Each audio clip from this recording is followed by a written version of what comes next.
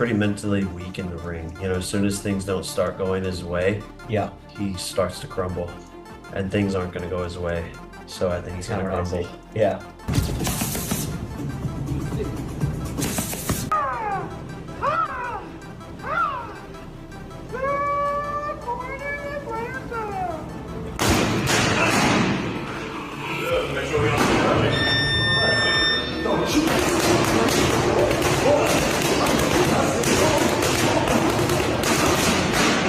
Jake Paul reacts with visible astonishment as the intense and highly circulated sparring footage of Gervonta Davis floods the internet. Speaking with a mix of excitement and defiance, Jake explains that criticism and doubt actually fuel him rather than discourage him. For Jake, the more people root against him, the more thrilling his victories become. He insists that he's been grinding harder than ever in training camp, sharpening both physically and mentally for what he calls the most electrifying moment of his boxing career. And on business and say the other person's gonna win. I like it. So when it makes it fun. Lay your boy out. I mean, he's my boy too. I love Mike. I mean, Mike will move from this side to this side without you knowing exactly at which move. Showbiz the adult responds strongly to critics claiming that Gervonta Tank Davis only accepted the Jake Paul fight for the payday. He insists the situation is far more complex than people assume. Showbiz reveals that Jake himself confirmed the contract includes a special knockout bonus, and that single detail completely shifts the narrative surrounding this matchup. If Tank stands to earn a huge bonus for knocking Jake out, then this isn't just another celebrity cash grab, it's a direct challenge to Tank's pride, legacy, and competitive fire. Showbiz explains that Tank is a fighter whose identity is rooted in pride and dominance. The idea of getting knocked out by a former YouTuber is unimaginable for him. So when critics call this a payday fight, they're missing the psychological war behind it. Tank's reputation means more than any dollar amount, and Jake's public mention of the knockout bonus may have made the fight far more personal and emotionally charged. You guys told me that Gervonta Tank Davis is just taking this fight for a payday. He's just trying to get to the bag.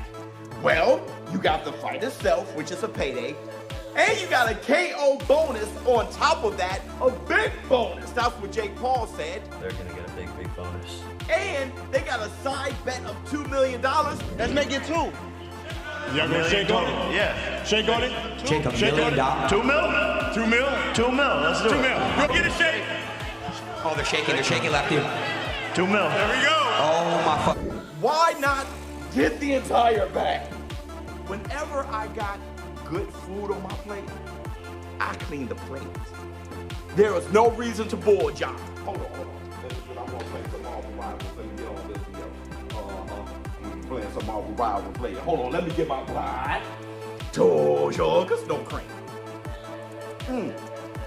And yes, no cream. Because I'm fired up today.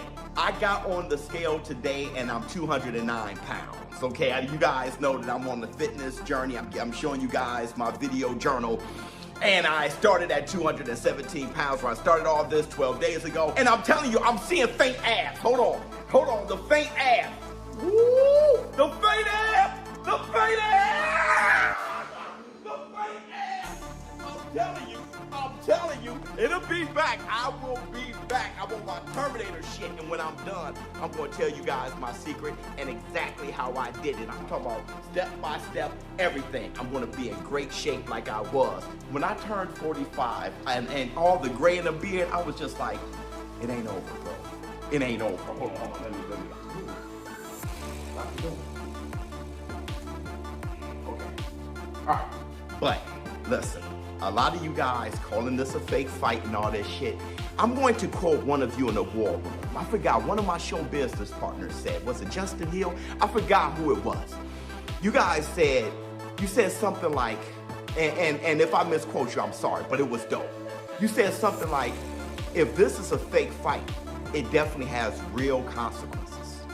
I keep telling you guys, man, if it goes on their real record or not, whatever it is, you know what you saw. It's just like Ryan Garcia versus Devin the American Dream Haney. Devin Haney is still undefeated, but we know what we saw. You cannot erase what we saw. If Jake Paul knocks out Tank Davis, there's some real circumstances. shit goes viral, and I'm going to lose $10,000. Jake Paul isn't just going to win in this exhibition, but he's also going to get a knockout bonus and an extra $2 million. Veteran trainer Robert Garcia offers a seasoned perspective, expressing that while there's nothing technically wrong with Tank taking a fight with Jake Paul, the timing is what feels off. Garcia points out that legends like Floyd Mayweather, Mike Tyson, and Manny Pacquiao only stepped into exhibition-style events after their legacies and championship careers were cemented. Tank, however, hasn't yet delivered those career-defining fights that crown a boxer as an all-time great. Garcia argues the frustration from fans isn't about Tank fighting Jake, it's about Tank appearing to skip a crucial chapter in his career. Fans wanted to see him face elite rivals like Shakur Stevenson or Devin Haney, matchups that build legacy, silence critics, and write history. Garcia warns that taking flashy entertainment fights too early may damage Tank's long-term reputation. He believes Tank has the talent to earn a legendary legacy, but taking shortcuts could weaken how future generations remember him. In Garcia's eyes, this fight feels premature, like a detour away from greatness rather than toward it. The contest before something like that, but I don't know, what's your just take on the whole thing? I'm not very interested. That doesn't excite me. I know it's going to do really good numbers. I know they're making a lot of money, which is good for them, good for Tank, because in boxing that's what everybody looks for.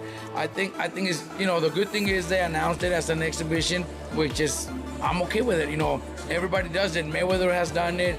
Ali did it. You know, the only thing, my personal opinion is, Tank, you know, they all did it when they had already accomplished so much. They already did so much. Mayweather did everything in boxing and accomplished everything. Muhammad Ali did the same, and many others that have done it. I think Tank never gave us the fights that we really wanted. Never really gave us those challenges. He never really challenged himself. He didn't give Roach that rematch, which he should have. You know, Mayweather did it when he had a hard time with Maidana and Castillo. Right away, he did the rematches to prove everybody wrong, and look at what he did. He beat him clearly. So Tank should have done the same. He didn't. That I could criticize, but then at the end also, if you're making 30 to 50 million, I don't even know what he's making to fight, to have an exhibition against just Jake Paul, I would have asked. I would do the same. No one would say no to that, right? If I had one of my fighters get an offer to fight a big celebrity, a big YouTuber for $20-30 million, I would probably do the same. So I don't blame him. You know, it's boxing. At the end of his career, 20 years from now, nobody's gonna care of how many belts he won or who he. Former boxer Bernie Thaw delivers a brutally direct opinion. He mocks those who say they're happy for Tank making money, stating that this completely misses the point. Tank Davis is already one of the highest-paid fighters of this era. He isn't fighting to pay bills. Bernie emphasizes that fans don't follow boxing to track a fighter's income. They crave intense competition, skillful performances, rivalries, and legacy-defining moments. Money is irrelevant to real boxing fans, legacy is everything. He highlights a more meaningful storyline, the possibility of Lamont Roach defeating Isaac Pitbull Cruz, the fighter considered Tank's toughest opponent to date. If Roach beats Pitbull, it changes how fans view Tank's past performance and shakes the power rankings of the division. For Bernie, Tank needs meaningful competitive fights to stay respected. Money fights like the one with Jake Paul may boost his wallet, but they don't elevate his legacy. And in the hearts of real boxing fans, legacy is the true currency. Rematch with Tank, and it's I kind of don't really care about the fight no more. It's starting to lose a little steam. But I'm saying, I mean, if he stops Pitbull Cruz, right? I mean, don't you think that people would want to see, you know, Lamont and Tank more due to the fact that, you know, Tank had a hard time with Pitbull? No, I think people just want to see Tank versus Lamont because Lamont, he had a hard time with Lamont. It's just like Devin Haney and Ryan Garcia. People just like controversy. People just like, you know what I'm saying? So people like to see finished business. You know, they don't want to leave it unfinished, and that's what the intrigue is. They want to people want to see finished business. So, you know what I'm saying? I think that's the intrigue of the fight, and it doesn't make no sense why they're taking so fucking fight. You know, everybody keeps saying that, you know, Tank getting the money, but is we getting the fucking money? Is we bidding up for the fucking money? Is he gonna give us some of the money? Are we waiting on him to feed us any bit? No. I want what I want. Fuck that. I'm selfish. I'm a fan. I want to see the fucking fight. I don't want to see no fucking circus. You know what I'm saying? So for everybody saying, oh, he back, who gives a fuck? I hope he do get, he already rich as fuck. He already won 30 million in the last fight or something. He got more money than I'm ever gonna have. I don't give a fuck. I want to see the fights. I'm a fucking boxing fan. I want to see a fucking fight. I don't want to see no fucking farce. Fuck. Motherfucker count another motherfucker pockets. They all getting paid. These motherfuckers getting paid millions. Boy, we making how much? 60,000, 40,000 every motherfucking day. Going to work 9 hours a day and shit. And then coming home with come on, waiting on income tax and shit like that to get some big bread. Come on, man. I'm talking about the average person. Lamont Roach addresses the controversy carefully but firmly. He clarifies that he doesn't blame Tank for accepting the Jake Paul fight. Nearly any boxer would consider such a financially massive opportunity. But what bothers Roach is how Tank handled the situation. Roach reveals that his contract with Tank included a rematch clause. Instead of honoring it or communicating professionally, Tank went silent and signed to face Jake Paul without any notice or respect. Roach calls this a breach of boxing etiquette and an unfair disregard of mutual respect between fighters. Roach openly admits that if he were in Tank's position, he might have made the same choice, but he would have done it with transparency. Boxing is a sport built on honor and respect, and when a fighter abandons obligations just to chase spectacle, it damages the integrity of the sport. While the fight may benefit Tank financially, Roach believes it leaves a stain for those who value fairness and professionalism. In his eyes, this was a missed opportunity to do things the right way. Right for not executing that rematch. Is it safe to say that there was some money given to you because of that? Money given to me, not necessarily, but okay. You know, like I said, those guys took good care of me. Those guys on the other side took care of me. Not him personally, and not his team personally, right. But you know. But somebody made it right for that rematch not happening. Kinda, you could say that. Yeah. I understand. I don't understand the position you're in, but from the outside looking in, you had a phenomenal performance against arguably one of the best fighters, you know, top 10 pound-for-pound fighters in Tank, which many didn't believe it would happen. So you want the opportunity to get back, and you know, I guess get the victory. But can you really, honestly, putting yourself in Tank's shoes, be upset with taking advantage of the opportunity to fight Jake Paul? Reportedly, there's about $40 million that he's going to get paid. Now, I don't know this to be, you know, accurate, but I'm saying those are the reports, right? If you were in his shoes, wouldn't you do the same thing? See, now, this is something that I explain and express, and I hope everybody gets. That opportunity is an opportunity that you probably cannot pass up. But it's about how you handle it. It's about how you go about it. A lot of people don't know that he actually exercised his rights to the rematch, so that contractually binds us to a fight.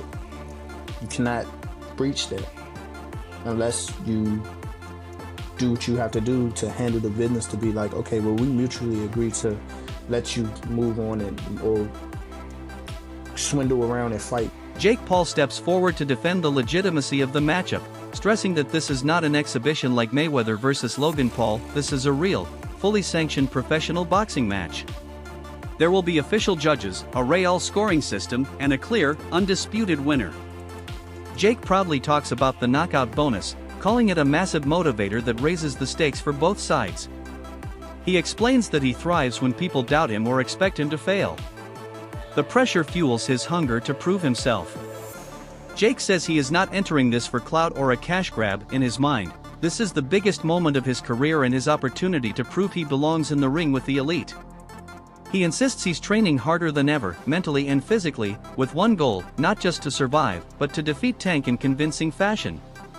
I mean, even the list you made years and years ago, Gervonta Davis is on the list. Yeah, exactly. It's all manifestation, and it's a very powerful thing. And yeah, I think people don't dream big or set massive aspirational goals and then also put the work in. I think that's the other thing is like I'm still doing sprints and track work and bench press and squats and all of these things for the sport of boxing.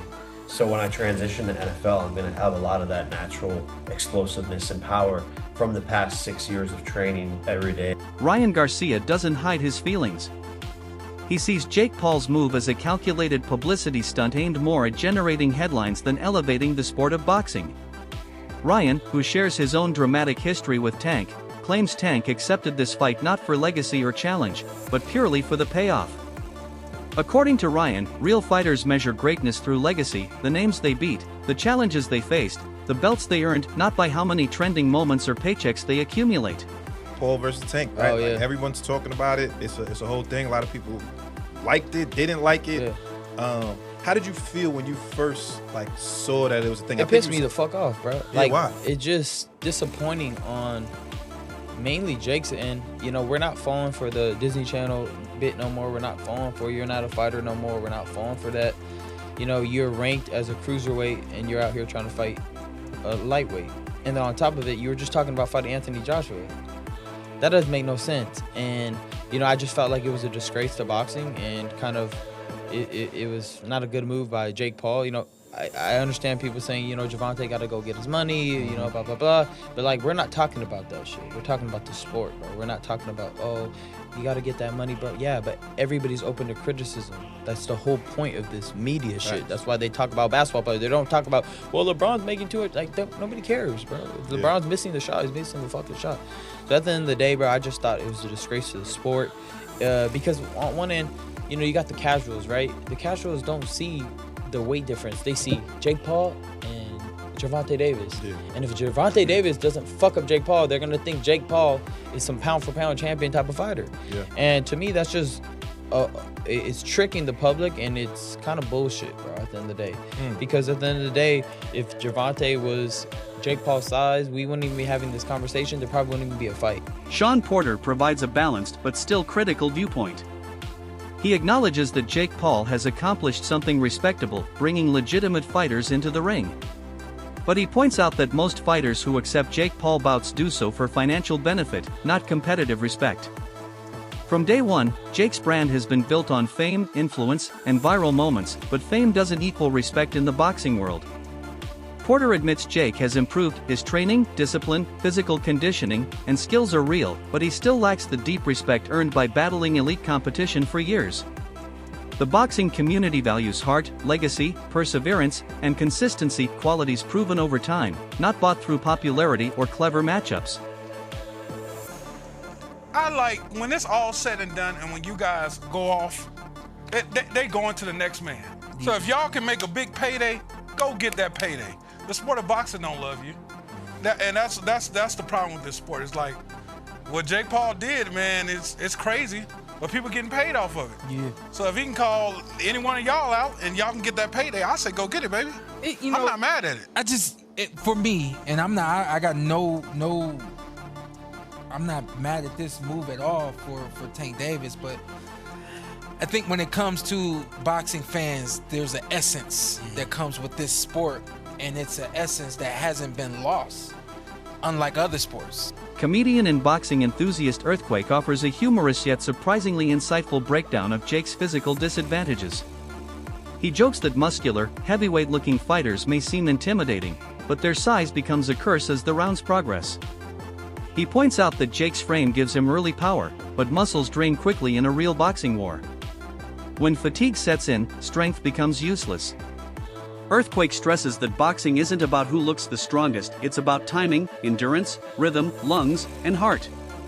He predicts Jake may start fast with explosive shots, but as the fight continues, Tank's ring IQ, defensive genius, and strategic patience will drain Jake's energy and shift momentum. Earthquake reminds everyone, boxing is not bodybuilding. The fighter with better rhythm, conditioning, and psychology usually wins, not the one with the biggest biceps. You're a boxing fan? Totally. Okay, Tank Davis and Jake Paul in November. According to betonline.ag, Jake Paul's the underdog at plus 139. Gervonta Davis is the favorite at minus 180.